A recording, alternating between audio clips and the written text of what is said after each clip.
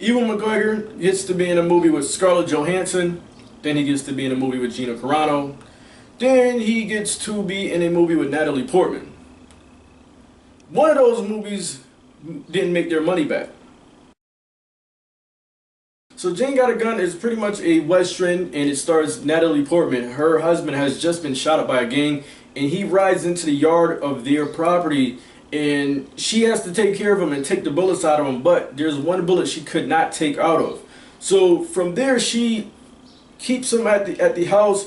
She brings her child, her daughter, to somewhere down the road, and from there she goes and she steps by an ex-lover's house. While she's at her ex-lover's house, she pretty much tries to have him help her in the situation because she feels like the gang is now coming to her house, and now she needs a gunman to help her out. But he doesn't want to help her out because they were together before she was married to the guy that's in the bed right now, shot up.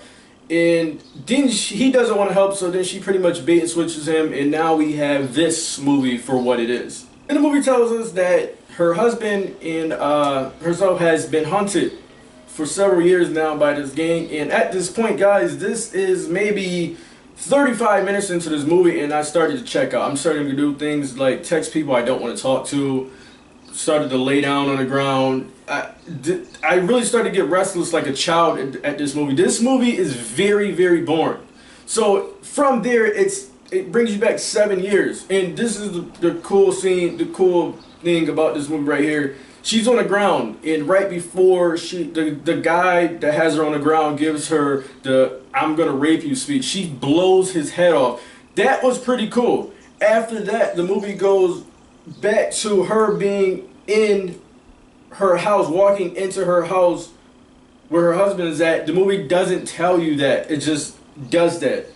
This movie has very bad, it just feels very choppy and just all over the place. It's really, I don't know if I can say it's a revenge movie, pretty much a romance movie. I'm not too sure. Maybe it's really not a blend of it. It's just all over the place, and just feel like you need to watch it again, but you don't want to. You have better things to do than watch this movie again. The scene she's in the house, she goes out. Her and the guy, her ex-lover, does come to help her, and after that she goes outside, and they're walking in pretty much. This is a bunch of sunflowers, and they begin to make out.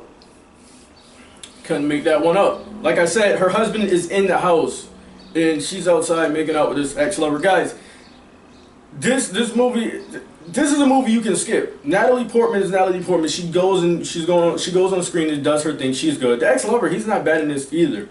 But this movie's just all over the place. Like I said, it feels like you need to watch. I fell asleep on it. I had to wake up and watch it to just do this review.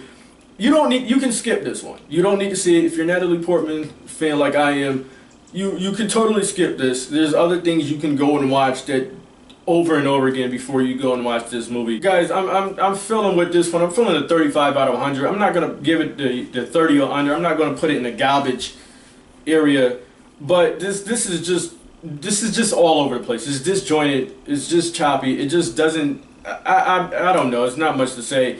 Hopefully you guys didn't see it. Waste your time. It's 90 minutes, so you really don't have to trudge through anything really badly. Guys, like this video, dislike this video, do what you gotta do. I'm done here.